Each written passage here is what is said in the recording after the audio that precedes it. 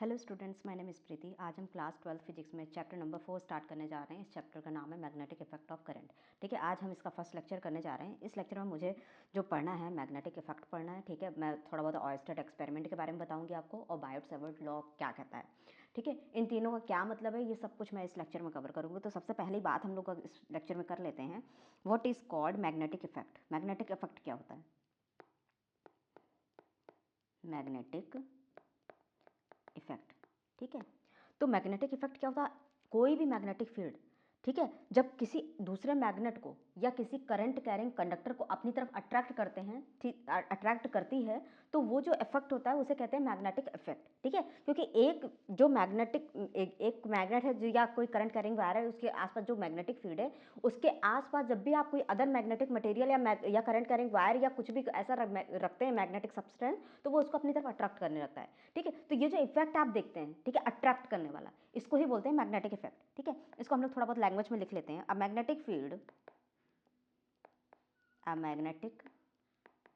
Field attracts other magnet and magnetic materials like iron, cobalt, निकल etcetera. ठीक है, this is called magnetic effect. ठीक है, अब हम लोग बात करते हैं सोर्स मैग्नेटिक मतलब मैग्नेटिक फील्ड को प्रोड्यूस करने वाले सोर्सेज क्या क्या हैं आपके पास। ठीक है, तो हम नेक्स्ट टॉपिक पे बात करते हैं, सोर्स ऑफ मैग्नेटिक फील्ड। ठीक है, तो सबसे पहला सोर्स की अगर हम लोग बात करते हैं, ठीक है, तो जब किसी कंडक्टर में करंट अगर फ्लो कर रही हो, सपोज ये आई करंट है, ठीक है, तो इसके आसपास जो लूप बनता है मैग्नेटिक फील्ड का, ठीक है, तो ये एक सोर्स हो गया। आप करंट कैरिंग कंडक्टर अगर रख देंगे, ठीक है, उसके अंदर करंट अगर फ्लो कर रही है तो उसके आसपास मैग्नेटिक फील्ड को आप एक्सपीरियंस कर सकते हैं, मैग्नेटिक इफेक्ट को एक्सपीरियंस कर सकते हैं। सेकंड इसका क्या है? Permanent magnets.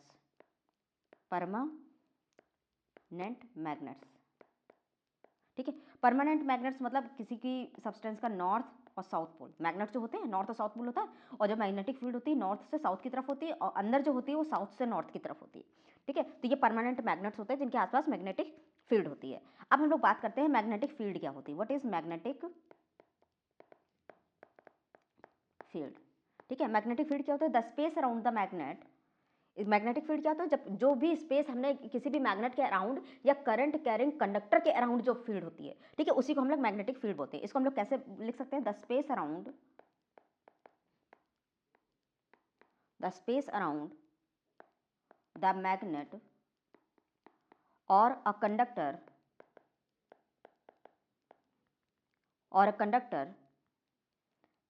Under which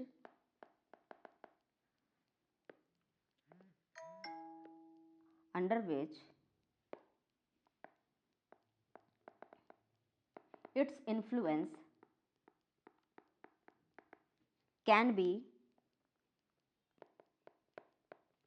felt is called magnetic field.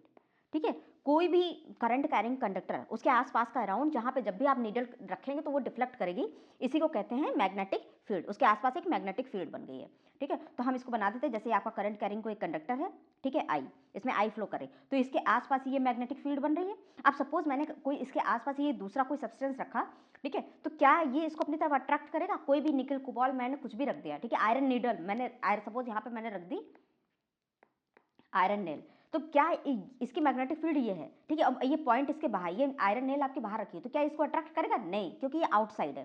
ठीक है, क्योंकि ये outside of the magnetic field, तो ये इसको अपनी तरफ अट्रैक्ट नहीं करेगा क्योंकि ये उसकी रेंज में नहीं आ रहा है। ठीक है, तो अगर उसकी रेंज में होता तो ये इसको तुरंत अट्रैक्ट कर लेता है। अब हम लोग बात करते हैं, अगला जो टॉपिक है वो है ऑयस्टेड एक्सपेरिमेंट। ऑयस्टेड एक्सपेरिमेंट में क्या कहा गया? ऑयस्टेड, ठीक है, ऑयस्टेड ने जब एक्सपेरिमेंट किया तो उसमें देखा उन्होंने एक करंट कैरिंग वायर था, ठीक है, इसमें आपकी जब सपोज पहले इसमें आपकी कोई करंट फ्लो नहीं कर रही थी, ठीक है, तो जब मैंने इसमें नीडल रखी, ये मैंने जब इसमें रखी नीडल नॉर्थ साउथ, जब इसमें करंट नहीं थी, ये कोई आपका कंडक्टर था, ठीक है, लेकिन जब इसमें नीडल नहीं, जब इसमें करंट जीरो थे तो नीडल में कोई डिफ्लेक्शन नहीं था। ठीक है, ये आपकी है मैग्नेटिक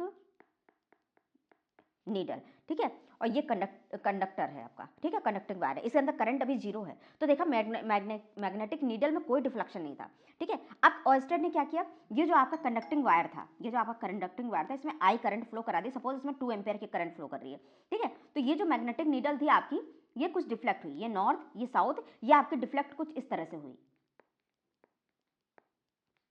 ठीक है। ये कैसे डिफ्लेक्ट हो गई, थोड़ी सी क्लॉकवाइज की तरफ डिफ्लेक्ट हो गई, ठीक है। फिर इन्होंने क्या किया, इन्होंने आगे क्या किया, करंट के मैग्नीट्यूड को थोड़ा सा बढ़ाया, ठीक है। इन्होंने थोड़ा सा बढ़ा के देखा, I is equal to, suppose यहाँ पे इन्होंने कर दिया 4 एम्पियर की करंट, ठीक है। जब इन्होंने 4 एम्पियर की करंट यहाँ पे फ्लो कराई, I is equal to 4 ampere, तो इन्होंने देखा ये जो मैग्नेटिक नीडल रखी हुई थी इनके पास, ठीक है, ये नॉर्थ और साउथ, ये कुछ ज़्यादा डिफ्लेक्ट हो गई। जब इन्होंने मैग्नेटिक नीडल यहाँ पे रखी, तो ये नीडल कुछ ज़्यादा डिफ्लेक्ट हो गई। इससे ये पता चला कि जितनी ज़्यादा करंट हम बढ़ा देते हैं, उतनी ज़्यादा मैग्नेटिक नीडल उसमें डिफ्लेक्ट होना स्टार्ट कर देती है, ठीक है। इस तरह से इन्होंने करंट को डिफाइन किया। अब इन्होंने क्या किया, जब इन्होंने करंट की डायरेक्शन, सपोज पहले तो हमारी इधर थी, ठीक है, अब हम लोगों ने करंट को इस तरफ direction they the 2 ampere.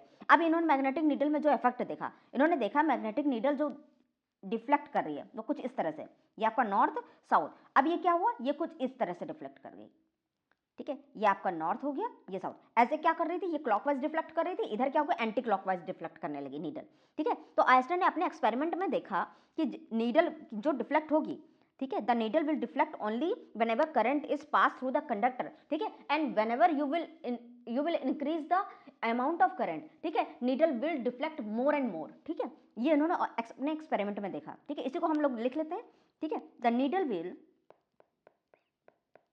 Will only deflect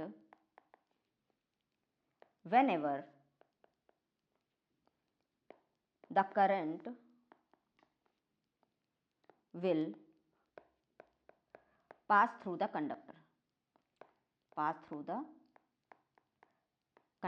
ठीक है। और जैसे जैसे आप करंट का अमाउंट बढ़ा देंगे, ठीक है, करंट अगर आप उसको बढ़ा देंगे तो उसकी नीडल का डिफ्लेक्शन थोड़ा ज़्यादा होने लगेगा, ठीक है। तो यहाँ पे हम लोग ये कह सकते हैं, the amount of deflection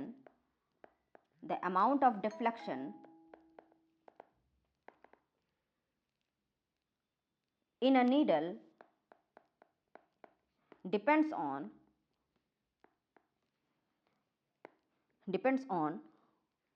the strength of current, ठीक है। आप जैसे जैसे करंट के स्ट्रेंथ को बढ़ा देंगे, उसके अमाउंट को बढ़ा देंगे, उसके आप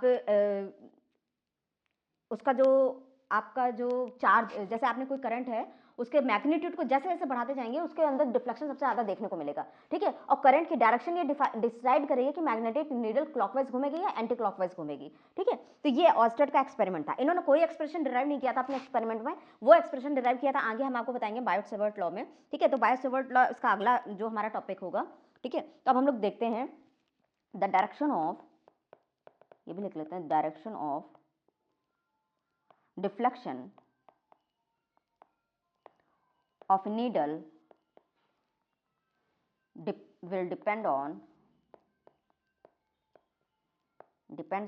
direction of current,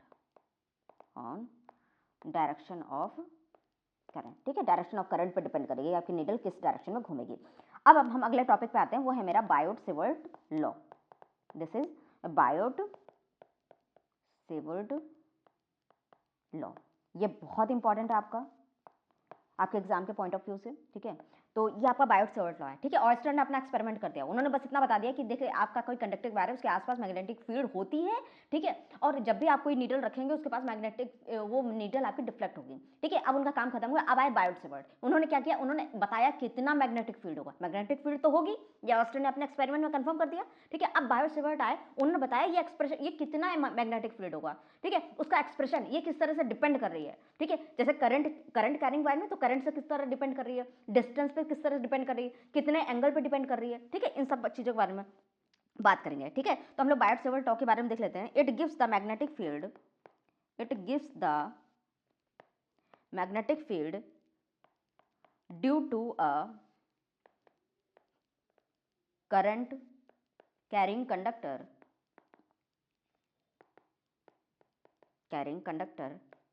to any point, ठीक है। सपोज ये आपका कोई करंट कैरिंग कंडक्टर है, ठीक है, मैं इसको बना लेती हूँ थोड़ा ठीक से। ठीक है, ये आपका कोई करंट कैरिंग कंडक्टर है, इसमें आई करंट फ्लो कर रही है।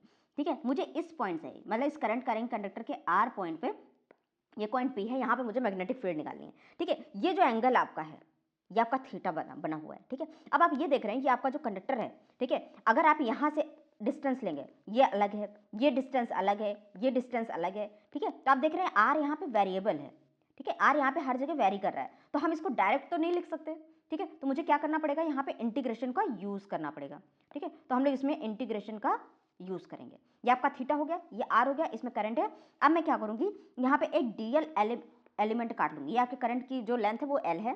ठीक है, इसका मैंने डीएल एलिमेंट काट लिया। ठीक है, अब डीएल एलिमेंट का जो डिस्टेंस है वो आर ही है। ठीक है, अब आर का और डी आर का, आर और डीएल इन दोनों का जो बीच का एंगल है वो थीटा एंगल है। ठीक है, इतना आपको गिवन होगा, इतना आपको एज्यूम करके चलना पड़ेगा। फिर उसके बाद हम लोग इसका जो है हम लोग यहाँ पे लिख सकते हैं dl is equal to length, ये आपका लेंथ एलिमेंट है। ठीक है, ये आपका आर वेक्टर है और इसके बीच का एंगल थीटा है। यहाँ पे हम यही सारी बातें लिख लेते हैं।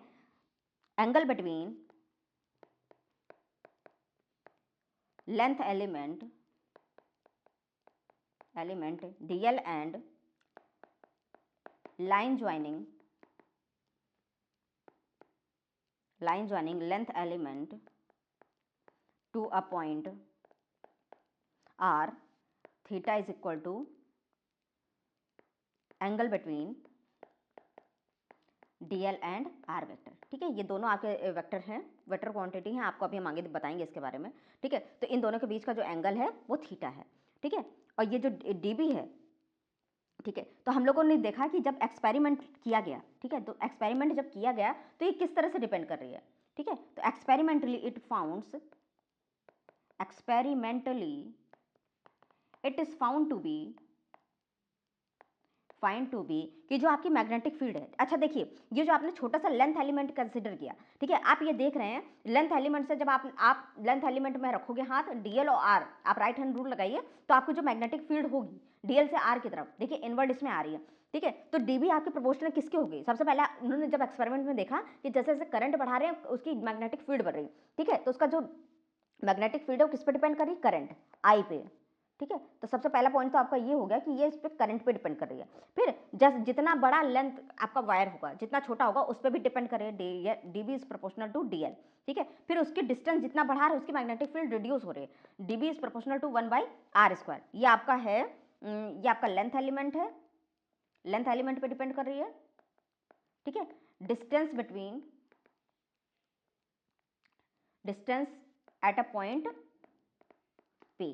ठीक है, और जैसे जैसे आप ये देखिए, अगर मैं सपोज मैंने यहाँ पे पी पॉइंट पे मैग्नेटिक फील्ड निकालनी है, अगर मैं इसको क्या करूँ, इस पी पॉइंट को शिफ्ट कर दूँ इसी वायर पे, तो एंगल कितना हो जाएगा डीएल और आर के बीच में, वो जीरो हो जाएगा। तो इसका मतलब वहाँ पे अगर जीरो हो जाएगा तो वहाँ पे कोई मैग्नेटिक फील्ड होगी ही नहीं। ठीक है, ये अच्छा मतलब किसी भी ट्रिग्नोमेट्रिक फंक्शन का किसकी सबसे जीरो पे वैल्यू जीरो आती है। ठीक है, कॉस जीरो तो 1 होता है, साइन जीरो जीरो होता है, तो यहाँ पे हम साइन थीटा वाला एलिमेंट ले लेते हैं। ठीक है, तो हम ये देखते हैं dB is directly proportional to sine theta, क्योंकि साइन थीटा का जो 0 डिग्री का वैल्यू होता है वो जीरो होता है। और मैंने यही देख रही हूँ कि जब मैं पी पॉइंट को उस करंट कैरिंग वायर में शिफ्ट कर देती हूँ तो उसकी मैग्नेटिक फील्ड जीरो हो जाती है, क्योंकि अब मैंने आपको बताया था कि जो करंट कैरिंग वायर होता है उसके आसपास मैग्नेटिक फील्ड होती है, जबकि करंट कैरिंग वायर के अंदर कोई मैग्नेटिक फील्ड नहीं होती है। ठीक है, उसके आसपास कॉन्सेंट्रिक सर्कल फॉर्म में होती है। ठीक है, लेकिन अगर उसके अंदर नहीं होती, अगर मैं उस पॉइंट को उसी के ऊपर शिफ्ट कर दूंगी, ठीक है, तो उसमें मैग्नेटिक फील्ड कुछ होगी ही नहीं। तो हमने देखा ये साइन थीटा का जो जीरो वाला, साइन थीटा जब जीरो पे आता है तो वो जीरो ही वैल्यू देता है। तो हमने देखा ये जो मैग्नेटिक फील्ड है आपके साइन थीटा कंपोनेंट पर डिपेंड कर रही है। ठीक है, तो हम लोग ये देखते हैं कि बी जो होता है मेरा सिंबल ऑफ मैग्नेटिक फील्ड होता है, सिंबल ऑफ मैग्नेटिक फील्ड। अब हम क्या करते हैं, ये जिन जिन फैक्टर्स पे डिपेंड कर रही हैं उनको हम लोग कंबाइन कर लेते हैं। ठीक है, तो मैंने देखा कि इस पे डिपेंड कर रही है, dB is directly proportional to I DL sine theta upon r²। ठीक है, जब मैं प्रोपोर्शनलिटी हटाऊंगी तो क्या आ जाएगा, K I DL sine theta upon r²। यहाँ पे k की वैल्यू क्या है, म्यू नॉट अपॉन 4 पाई, जिसकी वैल्यू है 10⁻⁻⁷। ठीक है, तो यहाँ पे हम लोग लिख सकते हैं d B equal to mu naught upon 4 pi I d l sine theta upon r²। ठीक है, अब ये देखिए, अब मुझे ये तो आपकी वैल्यू आ गई, ठीक है, म्यू नॉट अपॉन 4 पाई की एक वैल्यू आपको पता है, ठीक है, ये आपको वैल्यू हमेशा याद रखनी है कि मैग्नेटिक फील्ड होगी कितनी, ठीक है। तो ये तो आपकी सबसे पहली वैल्यू हो गई mu naught upon 4 pi I d l sine theta upon are square, ये आपकी मैग्नेटिक फील्ड की वैल्यू आ गई, ठीक है। और म्यू नॉट अपॉन 4 पाई की वैल्यू आपको पता ही है, mu naught upon 4 pi is equal to 10⁻⁻⁷, ठीक है। और म्यू नॉट अपॉन 4 पाई ये होता क्या, म्यू नॉट क्या होता है, ये परमिएबिलिटी होती है, mu not is the permeability in vacuum. अब हम एक काम करते हैं, इसको वेक्टर फॉर्म में लिख लेते हैं। वेक्टर फॉर्म में आप कैसे लिखेंगे, dB वेक्टर इस, क्योंकि मैग्नेटिक फील्ड एक वेक्टर क्वांटिटी है, तो इसको हम लोग कैसे लिखते हैं, म्यू नॉट अपॉन 4 पाई, ठीक है, आई डी एल। अच्छा ये बताइए, ये जो हम जब भी इसकी वैल्यू निकालेंगे, मुझे क्या चाहिए, वेरिएबल क्या क्या है। आप क्या कर सकते हैं, देखिए हम डीएल एलिमेंट यहाँ लिया, फिर मैं यहाँ लूंगी, फिर ये तो डीएल वेरी कर रहा है आपका, और ये आर का पॉइंट, और ये जो आर होगी हर डीएल पॉइंट से ये वेरिएबल होगी, ठीक है। तो जो वेरिएबल क्वांटिटी होगी हम उसी को अलग कर लेते हैं सबसे पहले, ठीक है। तो डीबी आज जब आप लोग अलग करेंगे तो क्या करेंगे, आई साइन थीटा आप अलग कर लीजिए, dl vector cross r vector upon r cube, ये इसका होगा वेक्टर फॉर्म, ठीक है। एक मिनट, इसको जरा हम रिमूव कर देते हैं, ठीक है। तो जब आप इस टर्म को बाहर करेंगे, ठीक है, सबसे पहले डीएल क्रॉस आर जब आप करेंगे तो यहाँ पर साइन थीटा आपका रिमूव हो जाएगा, ठीक है। तो आप ये देखेंगे dB is equal to, dB vector is equal to mu naught I upon 4 pi dl cross r vector upon r cube, this is the vector form of magnetic field, इसको आप लोग ध्यान रखिए, ठीक है। अब हम ये बताएंगे कि मैग्नेटिक फील्ड की डायरेक्शन आप कैसे करेंगे, ठीक है, mu naught I upon 4 pi dl cross r vector upon r cube, ठीक है। एक पॉइंट इसका बहुत इंपॉर्टेंट है, जैसे आपने ये वैल्यू आपने निकाल ली, ठीक है। अब डीएल क्रॉस आर, इसको जब आप ब्रेक करेंगे ना तो डीएल आर साइन थीटा होगा, ठीक है, R R will be cancel out, तो आपका वही आ जाएगा I DL sine theta upon are square, ठीक है। ये आपकी वैल्यू होती है, ये आपने वेक्टर में पढ़ा होगा। अब हम बात करते हैं डायरेक्शन, ये जो आपने मैग्नेटिक फील्ड निकाल ली बायोट-सेवर्ट लॉ का यूज करके, ये मैग्नेटिक फील्ड की डायरेक्शन क्या होगी, तो आपने यहाँ पे पढ़ा था right hand thumb rule, right hand thumb rule, ठीक है। राइट हैंड थंब रूल में क्या बताया था इसमें, कि जो भी ये जो हम कभी भी दो क्वांटिटीज का जो वेक्टर प्रोडक्ट करते हैं, ए क्रॉस बी, ठीक है, जब आप करते हैं तो जो सी होता है ये ए और बी दोनों के परपेंडिकुलर होता है, ये हमने आपको बताया था 11th क्लास में, ठीक है। तो ये आपका ए बी दोनों के परपेंडिकुलर, तो ये डीबी जो होगा ना, डीएल और आर इन दोनों के परपेंडिकुलर होगा, ठीक है। जैसे आपका डीएल एलिमेंट ये ऊपर था, आप अपने थंब को रखिए डीएल की तरफ, ठीक है, पॉइंट की तरफ आप फिंगर करिए, तो आप देखिए ये जो डीएल और आर और ये जो मैग्नेटिक फील्ड अंदर की तरफ आ रही है, ये तीनों परपेंडिकुलर हैं, ठीक है। तो इसकी डायरेक्शन आप लोग देख सकते हैं, यहाँ पे हम लोग लिख लेते हैं इसकी, dB is perpendicular to both dl and r vector, ठीक है, dB is perpendicular to both dl and r vector, ठीक है। अब हम लोग क्या करते हैं, ये म्यू नॉट अपॉन 4 पाई क्या है, म्यू नॉट अपॉन 4 पाई ये होता है, it is the property of medium, property of medium, अगर आपका मीडियम वैक्यूम होगा, वाटर होगा, ये उस पर डिपेंड करेगा म्यू नॉट, ठीक है। और म्यू नॉट होता क्या है आपका, ये होता है परमिएबिलिटी, ठीक है, mu not is the permeability, ठीक है। अब डीएल, ये आपने वेक्टर फॉर्म भी इसकी जान ली, ठीक है, हमने इसका एंगल भी निकाल लिया, ठीक है, सब कुछ इसका निकाल लिया। अब हम लोग इसके बारे में बात करते हैं कि मैग्नेटिक फील्ड जो होती है, ठीक है, ये भी आप याद रखिए, magnetic field is a vector quantity, ठीक है। और ये आपका जो डीएल है और ये आपका आर वेक्टर है, ठीक है, ये इन्हीं के बीच का एंगल होता है थीटा, ठीक है। अब हम लोग इसकी यूनिट के बारे में बात कर लेते हैं कि इसकी यूनिट क्या होती है, ये हम लोग जो डायरेक्शन निकालते हैं राइट हैंड थंब रूल से निकालते हैं, राइट हैंड थंब रूल से निकालते हैं इसकी डायरेक्शन, ठीक है। डीएल की तरफ आप फिंगर करिए, इसकी तरफ आर की तरफ अपने, डीएल की तरफ आपका थंब होगा, आर की तरफ आपका ये होगा, ठीक है। आप जब देखेंगे डीएल और आर के बीच में तो आपकी मैग्नेटिक फील्ड इनवर्ड आएगी, ठीक है, डॉट, इनवर्ड के लिए आप लोग क्या करते हैं, इन्वर्ट के लिए आपका क्रॉस होता है, ठीक है। तो यहाँ पे हम लोग इसको कर लेते हैं कि जो आपका मैग्नेटिक फील्ड अगर इन्वर्ट होगी, इसका मतलब होगी इन्वर्ट के लिए आपकी होगी, ये आपकी इन्वर्ट की मैग्नेटिक फील्ड है, और ये आपका जब डॉट होगा तो ये आउटवर्ड, तो यहाँ पे आपकी इन्वर्ट आ रही है तो ये आपका हो जाएगा क्रॉस, ठीक है,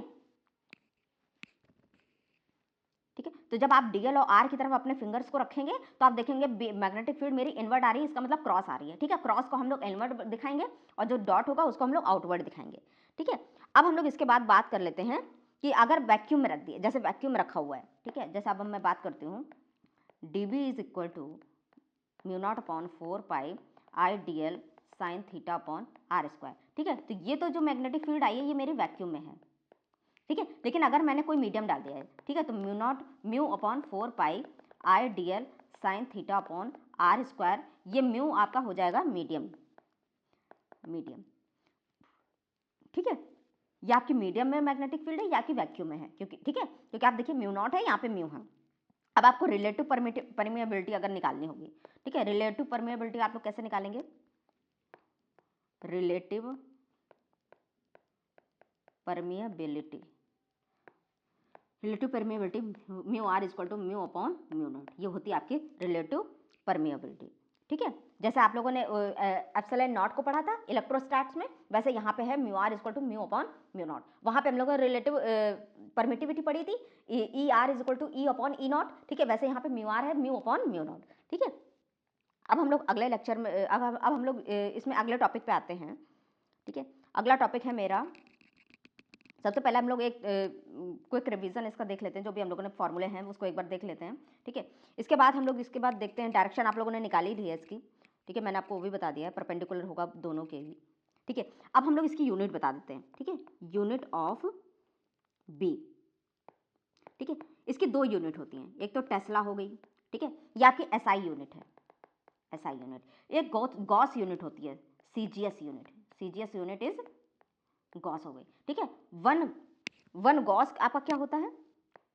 1 tesla is equal to 10 to the power 4 gauss. ये आपको ध्यान रखना है, टेस्ला आपकी एसआई यूनिट है और गॉस आपकी सीजीएस यूनिट है। ये आपकी एसआई यूनिट है, ये आपकी सीजीएस यूनिट है। ठीक है, तो आपको मैग्नेटिक फील्ड की यूनिट भी आपको ध्यान रखनी है। अब हम लोग अगले टॉपिक पे आते हैं, magnetic field due to a straight conductor. ठीक है, बहुत इंपॉर्टेंट डेरिवेशन है, magnetic field due to a straight conductor. किसी भी स्ट्रेट कंडक्टर, मतलब अभी तो मैंने कहा था कोई भी, मतलब कोई भी कंडक्टर वायर है उसकी लेंथ से मतलब है। अब हम स्ट्रेट कंडक्टर की बात करें, वो कंडक्टिंग वायर आपका किसी अलग अलग, मतलब वहाँ से जब हम एक किसी पॉइंट पे मैग्नेटिक फील्ड निकाल लेते हैं तो डिस्टेंस वैरी कर रही थी। अब मैंने स्ट्रेट कंडक्टर की बात करनी है कि वहाँ से उसकी, जब हम उसके सेंटर से आर डिस्टेंस पे निकालेंगे तो देखेंगे उसकी मैग्नेटिक फील्ड कितनी होगी। आपका कंडक्टर बिल्कुल स्ट्रेट है। ठीक है, ये देखिए, ये आपका कंडक्टर है, इसमें क्या करते हैं, इसमें आई करंट आपकी फ्लो कर रही है, ये आपका पॉइंट पी है इसके सेंटर से ए डिस्टेंस पे। ठीक है, तो इसको जब मैंने एक, तो हम क्या करेंगे, सबसे पहले डीएल एलिमेंट काट लेंगे। ठीक है, डीएल एलिमेंट से जब हम इसको मिलाएंगे, ठीक है, ये आपके कंडक्टर की जो लेंथ है, ये मैंने एल डिस्टेंस पे, ठीक है, एल डिस्टेंस पे एक डीएल एलिमेंट काट लिया। ठीक है, तो मैंने इसमें ये देखा, इसकी जो डिस्टेंस है वो है आर। ठीक है, और ये आपका ए है। ठीक है, ये आपकी एल है। ठीक है, तो इसमें करंट जा रही है आपकी आई। इस पॉइंट पर मुझे मैग्नेटिक फील्ड निकालनी है। ठीक है, तो हम ये देखेंगे, पहले मुझे फाइंड आउट क्या करना है। ठीक है, तो पहले हम लिख लेते हैं, we need to find magnetic field at a point P at a distance A from the center of wire, इस वायर के सेंटर से। ठीक है, हम लोग क्या क्या कंसीडर करेंगे, consider a length element dl at a distance L from the center, ठीक है, अकॉर्डिंग टू बायोट-सेवर्ट लॉ। हम लोगों ने बायोट-सेवर्ट लॉ से मैग्नेटिक फील्ड का एक्सप्रेशन निकाला था। ठीक है, तो अकॉर्डिंग टू बायोट-सेवर्ट लॉ क्या कहता है Biot Savart, the magnetic field due to small element dl is given by dB is equal to I dl sin theta upon r square। ये आपकी मैग्नेटिक फील्ड है जो हम लोगों ने बायोट-सेवर्ट से निकाली थी। ठीक है, अब मुझे टोटल मैग्नेटिक फील्ड अगर निकालनी तो इसको क्या करेंगे, इंटीग्रेट कर देंगे। dB is equal to integration of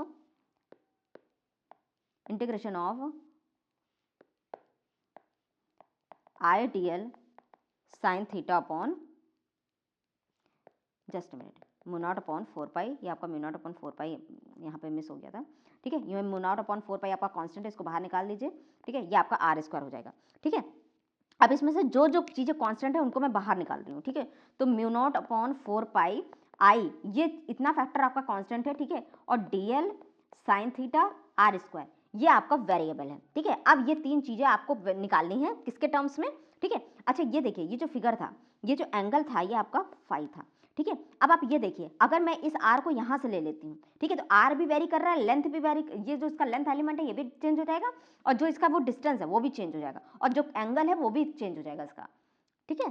तो जब इसका एंगल चेंज हो जाएगा, ठीक है, तो आप ये देखिए, जब इसका एंगल चेंज होगा तो मुझे ये तीन वेरिएबल को कन्वर्ट करना पड़ेगा, ठीक है। यहाँ पे इनके बीच का ये जो एंगल था ये आपका थीटा था, उसी के बेस पे मैंने ये एक्सप्रेशन लिखा बायोट-सेवर्ट लॉ का, ठीक है। थीटा इनके बीच का एंगल था, डीएल और आर के बीच का, ठीक है। तो वो आपने एक्सप्रेशन, लेकिन यहाँ जिस पॉइंट पे मुझे मैग्नेटिक फील्ड निकाली है उसका, उस लेंथ एलिमेंट से डिस्टेंस की जो एंगल है वो आपका फाई है, ठीक है। तो आप सबसे पहले क्या करेंगे, यहाँ से पहले आप इसकी वैल्यू निकाल लेंगे, स्मॉल आर की वैल्यू, ठीक है, क्योंकि ये भी आपका वेरिएबल है। तो स्मॉल आर की वैल्यू आप लोग कैसे निकाल सकते हैं, अगर मैं यहाँ ये एंगल आपका फाई है, ठीक है, तो cos phi is equal to base upon hypotenuse, ठीक है। तो यहाँ पे कॉस फाई की वैल्यू क्या हो जाएगी, cos phi is equal to base आपका ए है, हाइपोटेन्यूज आपका आर है, ठीक है। तो आर की वैल्यू क्या हो जाएगी, ए अपॉन कॉस फाई, यहाँ से, ठीक है। तो यहाँ पे हम लोगों ने क्या लिखा, cos phi is equal to a by r, ठीक है। तो मुझे आर की वैल्यू चाहिए ए अपॉन कॉस फाई, ठीक है। तो आपका आर एक अननोन तो आपने निकाल लिया, ठीक है। अब हम लोग आते हैं साइन उस पर डीएल पे, ठीक है। अब हम लोग डीएल में क्या करेंगे, ठीक है। अब हम लोग, अच्छा ये एक ट्रायंगल देख लीजिए, थीटा प्लस फाई, ये आपका 90 डिग्री है, ठीक है। ये theta plus phi plus theta, ठीक है, theta plus phi plus 90 degree is equal to 180 degree. ये जब आप जाएंगे तो theta is equal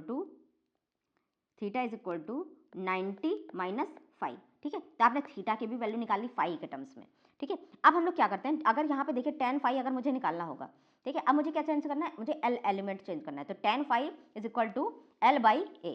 tan phi आपका क्या होगा, tan phi is equal to L by A, तो L is equal to A tan phi, तो D L upon D phi is equal to A sec square phi, ठीक है। ये आपका जब आप इसको डिफरेंशिएट करेंगे तो इसकी ये वैल्यू आएगी, तो डीएल एलिमेंट आपका क्या आ जाएगा, A sec square phi D phi, ठीक है। आपने तीनों अननोन निकाले, अब आप इन सारी वैल्यूज को इसमें पुट कर दीजिए, ठीक है। तो आपने डी भी निकाला था, mu naught I upon 4 pi integration of, ठीक है। आपने इसकी वैल्यू क्या निकाली थी, डीएल की वैल्यू क्या है आपकी, ए सेक स्क्वायर फाई, ये डी फाई होगा बेटा, ठीक है। यहाँ पे आपका होगा डी फाई, ठीक है। A sec square phi D phi, ये आपकी डीएल की वैल्यू होगी। डीएल साइन थीटा की वैल्यू क्या है, sine 90 minus five, sine 90 minus five upon are square की वैल्यू आपकी क्या होगी, A upon cos square five, A square cos square five, A square upon cos square five होगा ना, ठीक है। A square upon cos square five. अब इसको देखिए, म्यू नॉट आई अपॉन 4 पाई, ठीक है। इसको जब आप कैंसिल आउट करेंगे, ठीक है, देखिए ए सेक स्क्वायर फाइव अपॉन ए स्क्वायर सेक स्क्वायर फाइव, इसको जब आप कैंसिल आउट करेंगे तो आपकी वैल्यू कुछ ऐसी आ जाएगी, ठीक है। सेक स्क्वायर फाइव आपका चला जाएगा यहाँ पे, ठीक है। तो म्यू नॉट आई, ये आपका साइन 90 माइनस फाइव, ये आपका कॉस फाइव हो जाएगा यहाँ पे, इसको आप लोग जब करेंगे तो ये आपका कॉस फाइव हो जाएगा, ये डी फाइव हो जाएगा, ठीक है। A sec square five cos square five, ये अपॉन का ए स्क्वायर है आपका, ठीक है। इसको जब आप करेंगे तो ए स्क्वायर से ये वन एक आपका कैंसिल आउट हो जाएगा, तो म्यू नॉट, तो यहाँ पे आप लोग का क्या हो जाएगा, mu naught I upon 4 pi a integration of cos five D five, ठीक है। तो जब आप कॉस फाइव और का इंटीग्रेशन आप करेंगे तो इसकी वैल्यू क्या आएगी, इसकी वैल्यू आएगी sign five, mu naught I upon 4 pi ए, ठीक है, इसकी वैल्यू आएगी साइन फाइव। इंटीग्रेशन की पहले लिमिट हम लोग देख लेते हैं, ठीक है। तो इंटीग्रेशन की पहले लिमिट देख लेते हैं। जब मैंने इंटीग्रेशन किया, देखिए सबसे पहले आप ये जो आपका कंडक्टर है, स्ट्रेट कंडक्टर, यहाँ से सपोज अगर आपका एंगल, ये आपका जो एंगल है ये फाई वन है, और यहाँ से जो एंगल है आपका ये फाई टू है। तो देखिए ये इस तरफ जब हम लोग जा रहे हैं एंटी क्लॉकवाइज जा रहे हैं, इधर हम लोग क्लॉकवाइज जा रहे हैं, तो फाई टू आपका पॉजिटिव रहेगा, फाई वन आपका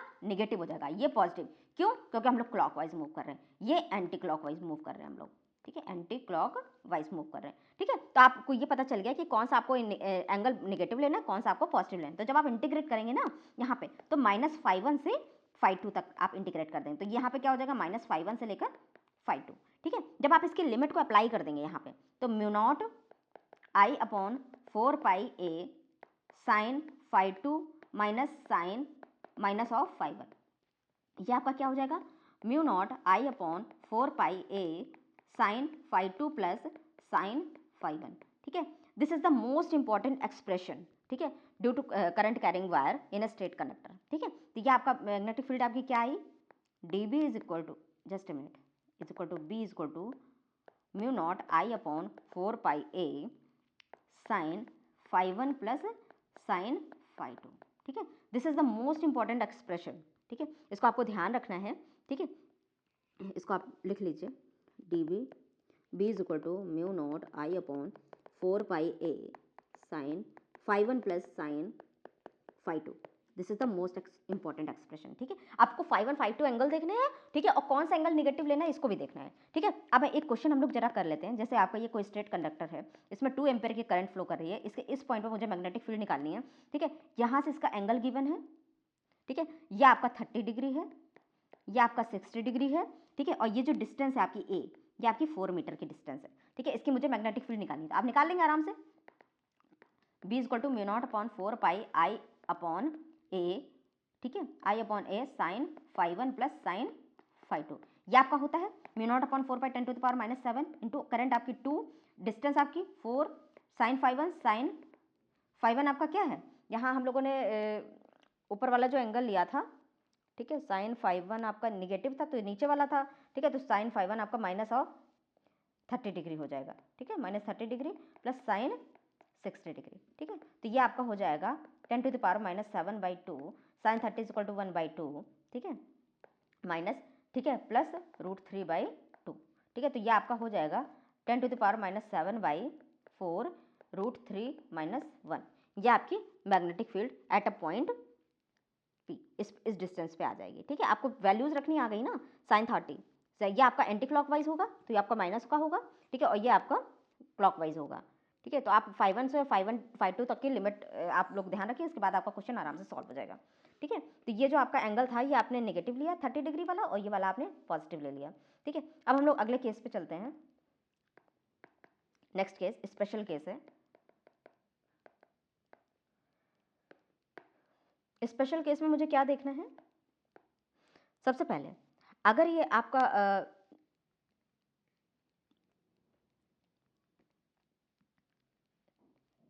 whenever wire is infinite and a point lie near the center of the wire। ठीक है, अगर सपोज ये आपका कोई वायर है, ये जो आपका फर्स्ट केस है, ठीक है, स्पेशल केस है। ठीक है, यहाँ पे हम लोग लिख लेते हैं when wire is infinite and point lie near the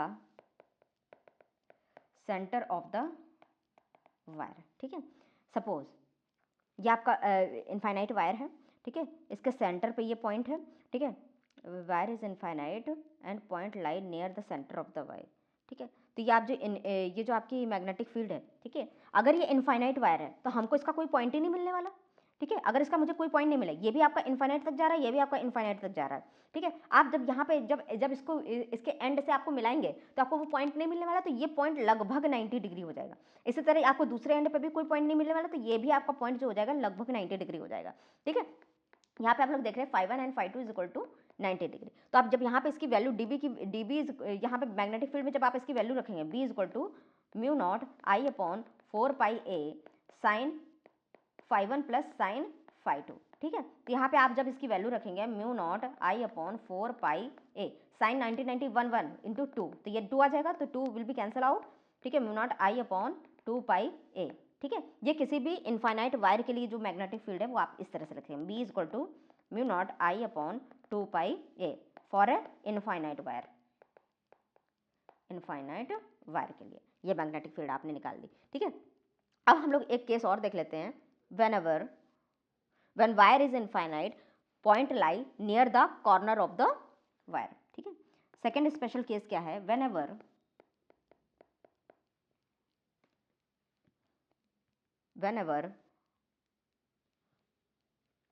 a wire is infinite and point lie near one end of wire, end of wire, ये आपका कोई इनफाइनाइट वायर है, ठीक है, ये भी आपका इनफाइनाइट वायर है, यहाँ से इनफाइनाइट पे है, ठीक है, ये भी इनफाइनाइट, लेकिन हमारा जो एक पॉइंट है वो इस वायर के एक एंड पे है, ठीक है, ये आपके इस एंड पे है, ये आपका ए पॉइंट है। तो आप ये देख रहे हैं यहाँ का तो पॉइंट मेरा 90 डिग्री होगा, ठीक है, लेकिन यहाँ के एंड का तो मेरा 0 डिग्री होगा, ठीक है, ये तो आपका φ1 हो गया 90 डिग्री, जो आपने φ2 की वैल्यू है ये 0 डिग्री।